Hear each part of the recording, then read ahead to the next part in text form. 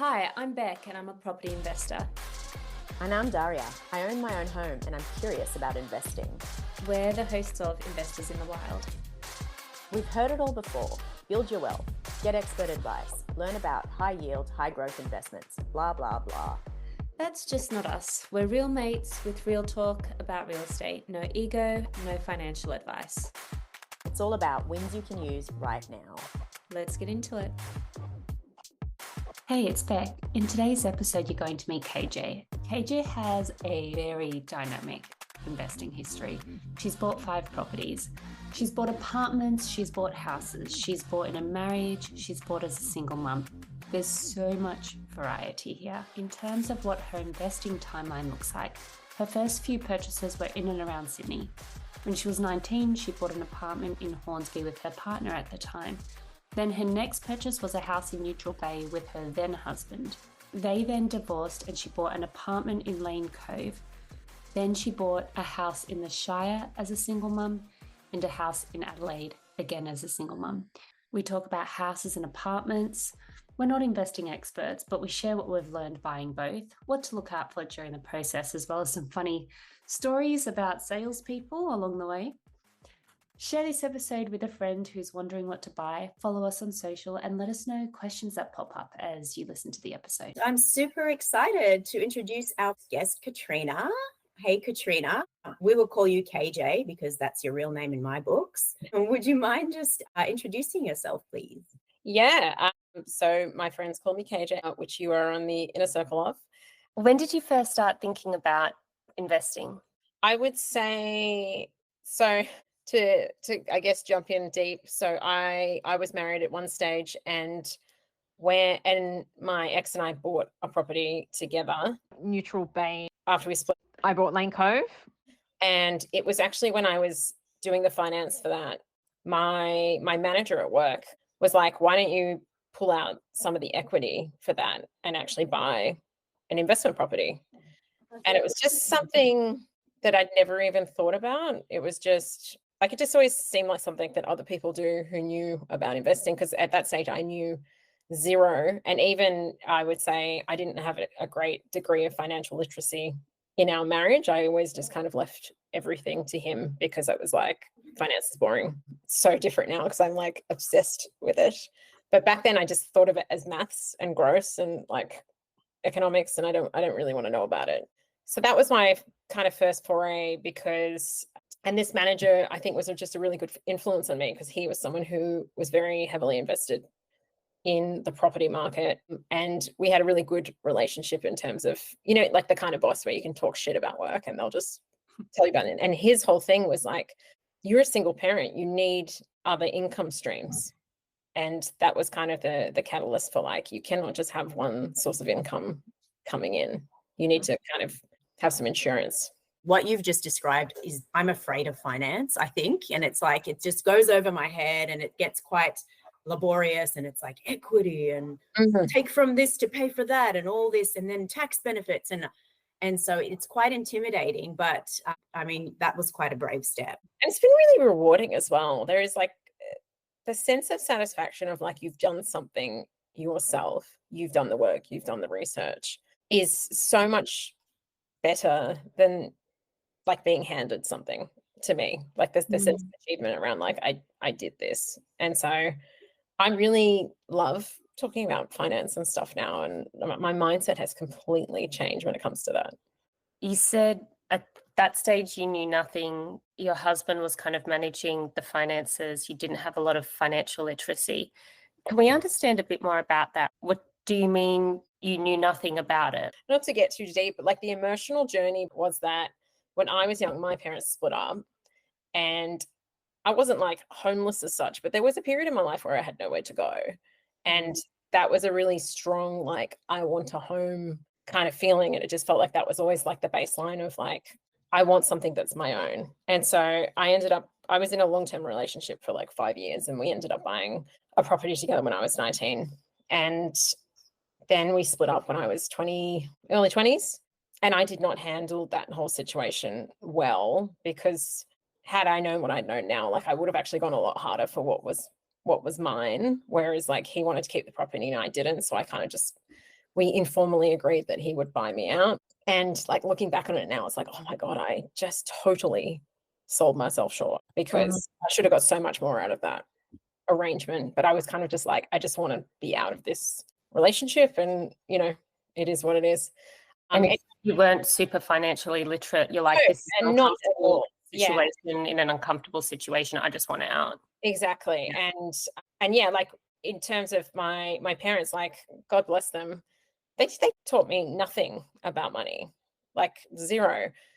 They also didn't, and it's not like because of them, but I remember graduating year 12 and all my friends went to uni, and I was like, well, what do I do now? Just had to like get a job, because my parents had never sat down with me, had any sort of conversation about like, what do you want to do with your life? What do you want to, if you want to do these things, you need to go to, because university in my family was viewed as something like, oh, why would you spend money on that? Like you get a HECS debt and it's expensive. So there was no, like, that's just their own perception and experience. And I inherited that by not being intentional about anything. And then that's why I just knew nothing about money. Like I wasn't like crazy with like spending money or anything, but my dad had heaps of credit card debt. They would just buy things, do whatever. And like I was a very good saver, but just used to living very frugally. And yeah, so when my parents split up, because my mother's disabled, she hadn't worked. She'd been out of the workforce for 20 plus years after having children. And because she's deaf, it's really hard to get, like, think of a job where you don't have to communicate with people. Like there isn't one. And so like when I was in my late teen stage, like we were living on Lifeline and care packages and all sorts of things like that. So I had no sense of like how to earn money, how to make money. It just felt like this impossible thing. So I guess I kind of had a chip on my shoulder, like my early 20s, of like, investing is just something that rich people do that I know nothing about. So flash forward to your original question, when I met who ended up being my husband, he came from like complete opposite background, where his parents talked to him about finances all the time. Career. He's one of those people that got like 99.9 in HSC, all that kind of stuff. And there was, I guess, an element of like, I'll take care of you. And it was never in a, I would say, like inequitable way.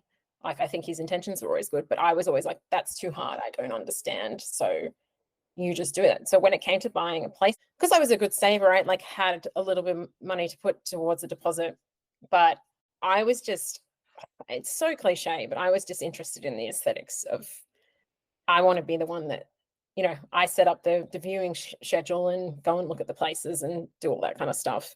He's the one that is like thinking about like, can we afford this, and looking at our money, and it's just amazing how I had no inclination at all. I was not interested at all to just be like, you tell me what we can afford and I will, like, and looking at the photos and thinking about furniture and like all the stuff that doesn't matter, all the stuff that costs money. And so that was just kind of the roles that we played. Yeah. I'm just fascinated by the whole thing. Like, you basically coming from a background where no one taught you anything about any of this, you're self-made, and that is just such a brave step to firstly be so self-aware, to understand where you were around like being passive about the whole process, being intimidated by the whole process, to kind of owning that process, which is a great segue into like, how did you then build momentum? Because by my definition, you're a mogul now, KJ. You're a mogul. I feel like I just have a lot of debt. What did you do? What was the thought process behind building the momentum and then pulling the trigger to do that? The initial like idea and how that came about, as I mentioned, like I had some equity, and it was when I was refinancing the property that I was living in. It was a lot to go through all the paperwork and like applying for a loan and stuff like that. And I really do think you need hand holding for that. You need a broker. You need someone that you trust. You need someone who's done it before. You cannot do it on your own. Like it just felt like there were so many things like, oh, I don't understand what that means. And I don't even know what I don't know. Like that's the scary part of like, it's just like, even the settlement process, I think, is just horrible to go through, because you're like, have I done everything that I need to do? I don't know what else there is. Anyway, so once that had And all like set, no one gives you a checklist of like Yeah. when you're purchasing, here are like the 10 things that you can expect to go through. yes, Here's what's going to take, 2-3 weeks. Don't panic. Here's what should take a couple of days. If it takes longer, panic. yes, And here are the things to look out for. Make sure you tick the box saying you want the offset. Like just little things like that. It doesn't actually exist anywhere. So you feel like you're stumbling around in the dark. And I've purchased a few places by now. I still, every time I'm going through this process, am like, who's doing what and where am I next? Yeah. And have I responded to the lawyer and what's happening? And the other thing that makes it complicated is, like, not to be a negative Nelly, but quite often people are trying to sell you shit as well. And that's what I find really hard, because everyone's got relationships, right? So they'll recommend who they might get a kickback from. So for instance, like my broker's like, oh, I recommend this property manager. And then the property manager's like, I recommend this person to do your depreciation report. And like, sometimes I think when you pinch for time, it's really tempting to just go, well, this person said that person's good, so that's fine. But there were a few times where I kind of like someone recommended an insurance broker to me, and then I went and did my own research, and it was like thousands of dollars cheaper, and I was kind of like, oh. So again, my trust levels in terms of like, here's a checklist, but should I follow that? Is that company's intentions good, or are they Right. I've got a really good example of this. No one cares about your money as much as what you do. Yeah. It's the most recent place that I purchased. It was very important for me to get a certain level of income so that the repayments equal the money coming in, so that it's actually not really costing me anything to have this place. Now, that was very important to me. I spoke to the buyer's agent, used a buyer's agent for the first time, and said, it needs to have this yield. We were going through the purchasing process. When you're buying an investment, you have to get a rental appraisal where a real estate agent basically says, yes, you can get this kind of rent from this place. And then that goes to the bank, and you can use it for your own mental calcs of like, okay, cool. Yeah, I'm going to hit that yield that I'm looking for. So we're good to proceed and we're good to do the purchase. The buyer's agent and the real estate agent said that I could expect $750 worth of income from this house every week. Yeah. I bought the place with that assumption. I renovated the place, made it look a bit nicer, put it on the market. I ended up getting $630 a week. That boils my blood. And honestly, Beck, that story there is exactly why. It's like every time, and honestly, I hate to say this because I have real estate agent friends, but sometimes when I see their lips moving, I know they're lying to me. And it's like, because I'll go in and look at, so on this I want to invest journey, I often go and visit properties that look viable just to suss it out and to see where I stand. Like, if I was going to get this apartment, what would I do? And and then I ask what the rental income would be that they would expect from it. And they give me this number. Then when I go and look at similar properties, they're getting much less. And so it terrifies me, right? Because you're going to be out of pocket. But the question is, by how much? That alone, so that cost me, let's say let's just be conservative and say it cost me $5,000 a year in lost rent. But also, that place was empty while I was putting it on at first for $750, then for $720, then for $690. So this ends up being like a $10,000 mistake in the first year. And it's all because, as KJ said, you're pushed for time. You're told to trust different people's opinions. So you're not shopping things around. But you really do, you need to have a healthy level of paranoia when you're doing purchases and still doing like your 3 quotes, because people really are still pushing their agenda and there's no accountability. The buyer's agent still got their money. The real estate agent got his money. I'm the only one who ends up losing here. Yeah. I went and looked at, just for fun, an apartment the other day, and I had no intention of buying it. I just, real estate porn. And it was like convenient from a traffic point, like very central hub, very easy to get to the city. And then I went into the apartment and it was so loud. Like, I'm not actually bothered by, like, my hearing is terrible, so I'm not bothered by loud noises, but you could hear the constant traffic, like shh. And the real estate agent says to me, sounds like the sea though, doesn't it? And I was on that principle, I would never buy from him just because of that stupid comment. So yes, I've learned to kind of trust my gut a little bit more of like, people are in your face trying to tell you stuff like great investment, it's this and that, and you don't need to do this, and you like the real estate agent's always trying to, oh, you could knock down this wall, you could, and it's like, shut up. You don't know what I want, and you don't know like what I'm looking for, so just. And your interests aren't aligned. Exactly. Like, You're trying to make They're money. not aligned. Yeah. Yeah. Hey, it's Beck. I just wanted to highlight 3 gold nuggets that KJ mentioned. Number 1, a good broker can save you a lot of time, money. Most importantly, they can save you a lot of headaches.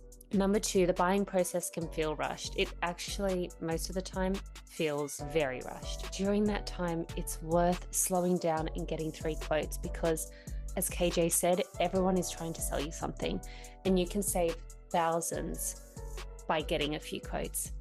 Number 3, there are a lot of salespeople in this process, and as helpful as some people seem, your interests are typically not aligned, so have a healthy level of skepticism.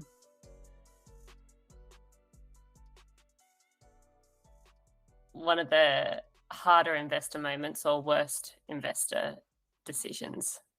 Yeah, I definitely the one that I bought down south. I had a different broker at that stage who was like, you need to sell your first property to buy. Like, she was like, I don't recommend a bridging loan for this instance. And like, fair enough, she had her reasons for that. But what it did is it put me, essentially her strategy, I just took her word for it, and it essentially rendered me homeless between homes. So it meant that I sold a property, I had to find a new property very quickly to live in.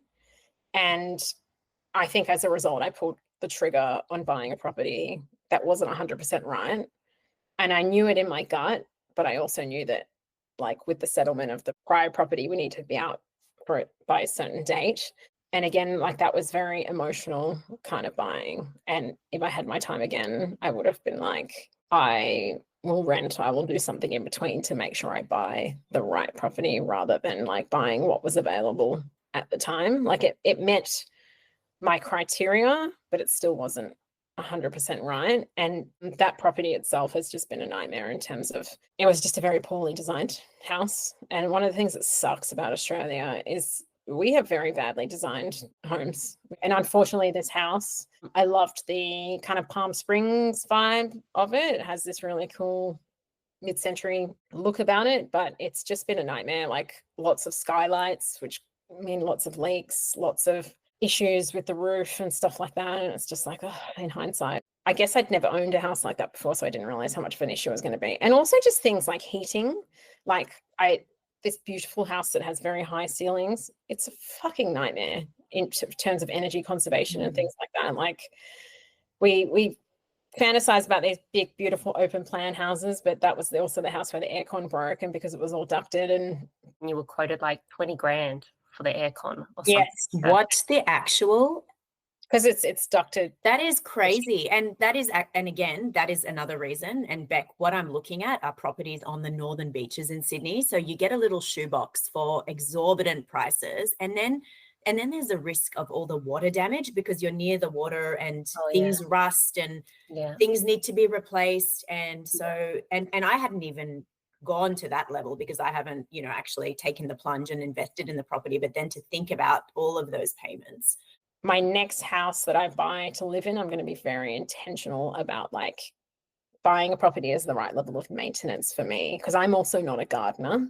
And I bought a house, the one down south, with a front yard and a backyard. So 2 lawns to mow and a lot of non-native plants, which was just a stupid thing to do. So I need to be really intentional. Because if you are really into plants and gardening, like good for you, but I know I'm not that person. I know I'm like, like the rental I'm in at the moment, we have a courtyard and it works so well for me. It's all just native plants and I don't have to do anything. So these are all, again, little things. It's about like, sometimes you kind of have to live through it to know though. That's the problem with investing. You have to live through it to know.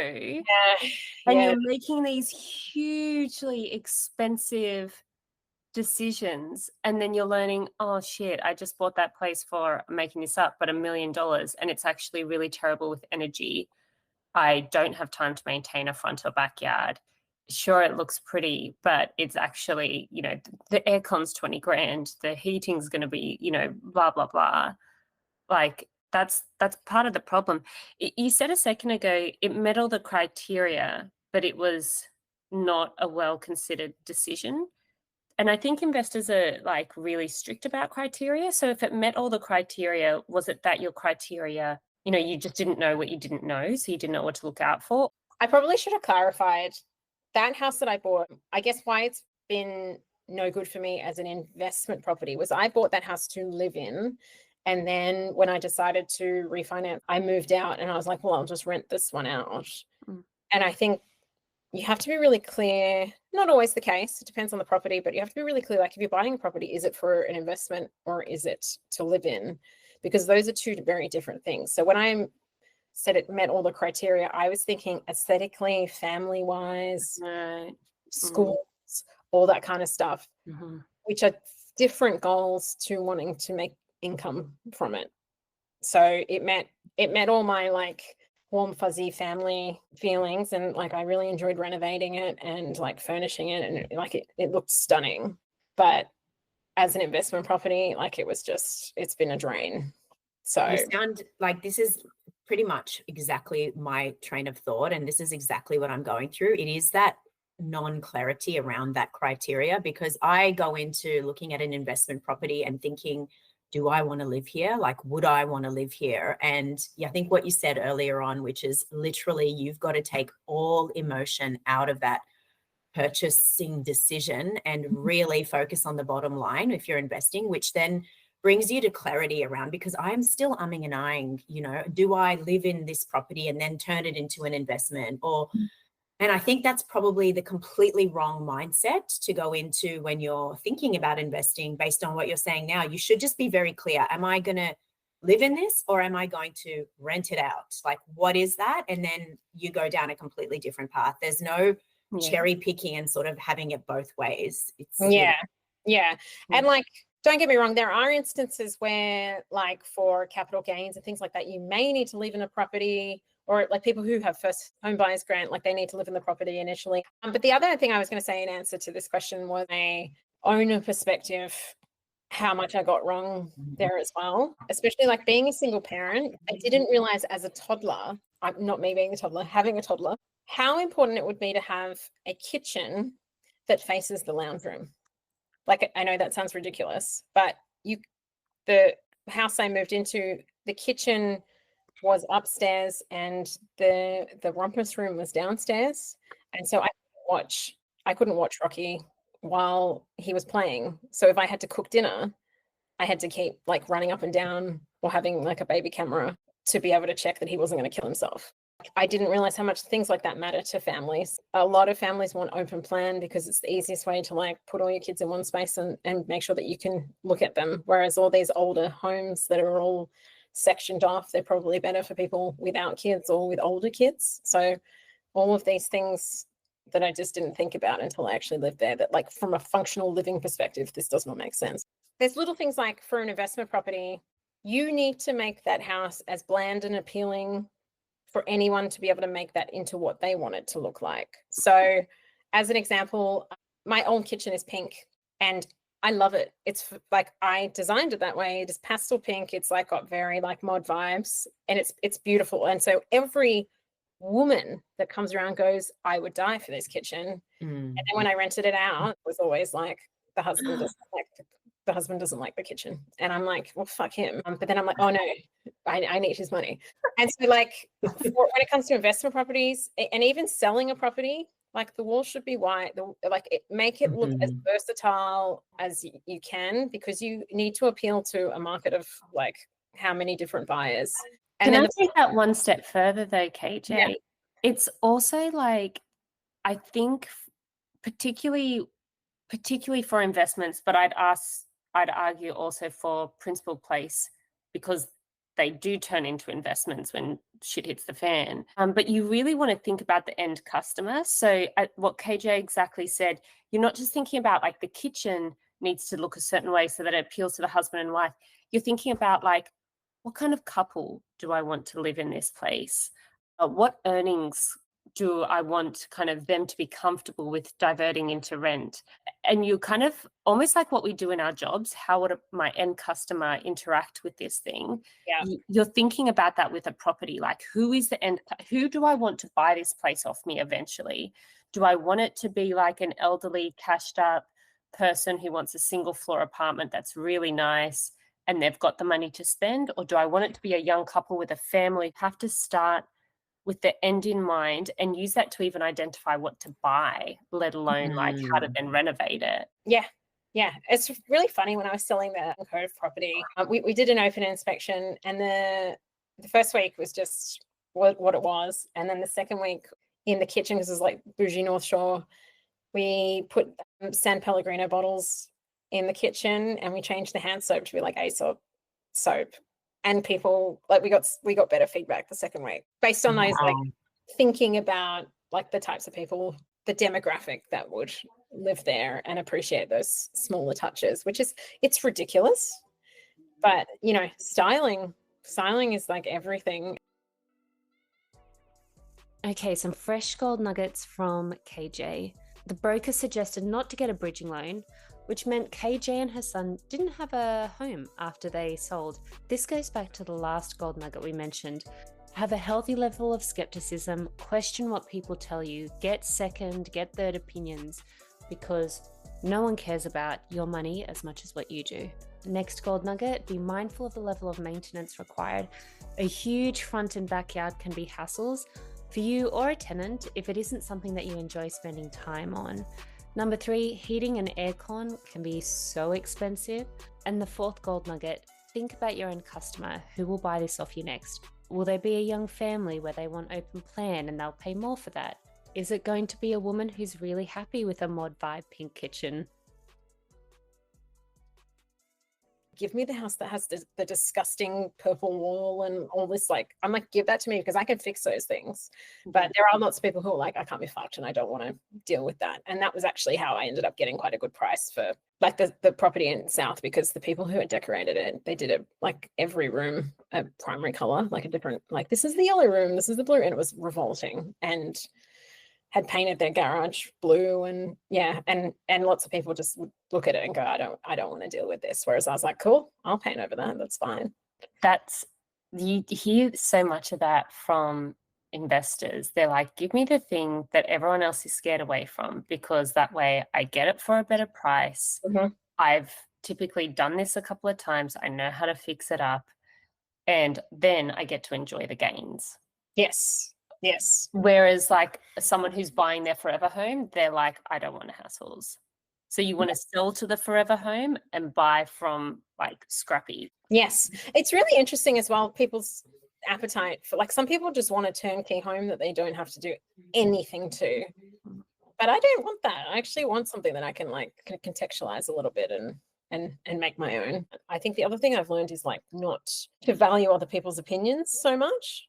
Because I think a big thing with buying that house down south was like the agent and people around me were really pushing me. I honestly have come out of this with so many learnings that I didn't have before. So namely, take emotion completely out of it. So I'll be doing that next time I peruse a home for consideration.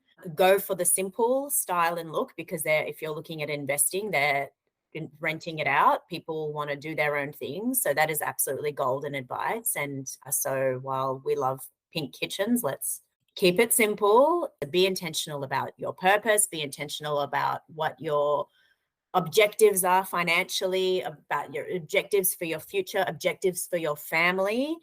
And then with that being said, be intentional about the end customer. So who is your end customer in your mind? And therefore, what will be in it for them to purchase or to rent out your. I just want to tell a really good story around thinking about your end customer. I've got an example of the exact opposite. So the second investment property that I bought was a little studio in Potts Point. And I went in there initially and was like, bland. I'm going to, rip out the gross green carpet, some nice floorboards, white walls, blah, blah, blah. And I bought the apartment, I want to say, for like $290. This was a long time ago. I was going to say a long time ago. I think I was in Combank at the time. Actually, I would have been in Combank at the time. So what's that, 10 years? And then coincidentally, there was an auction in the building next door, and the place that was being sold was the exact same square space as mine. And I was like, I'm so interested. I'm going to go take a look at it. And they had clearly had, I'm guessing, an architect or some sort of designer in there to really think about how to use the space well.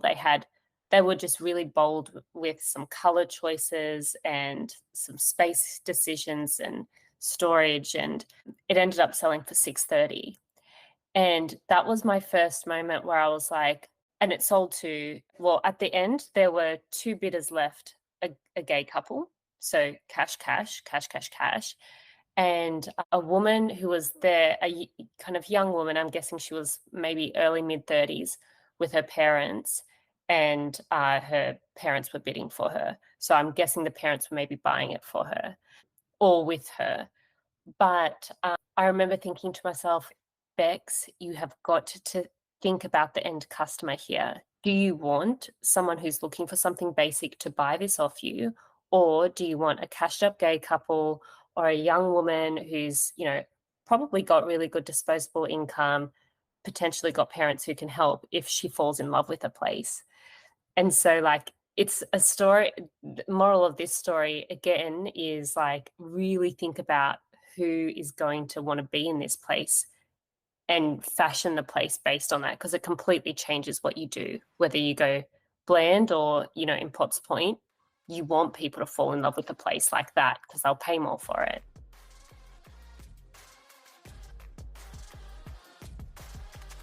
Hey, it's Daria. If you enjoyed this episode, please follow us on Spotify and drop a rating or a review. It'll help others find the show. And if you know someone who'd benefit from this conversation, please share it with them. We'd also love to hear from you, so DM us on Instagram at Investors in the Wild with feedback, questions, or topic ideas.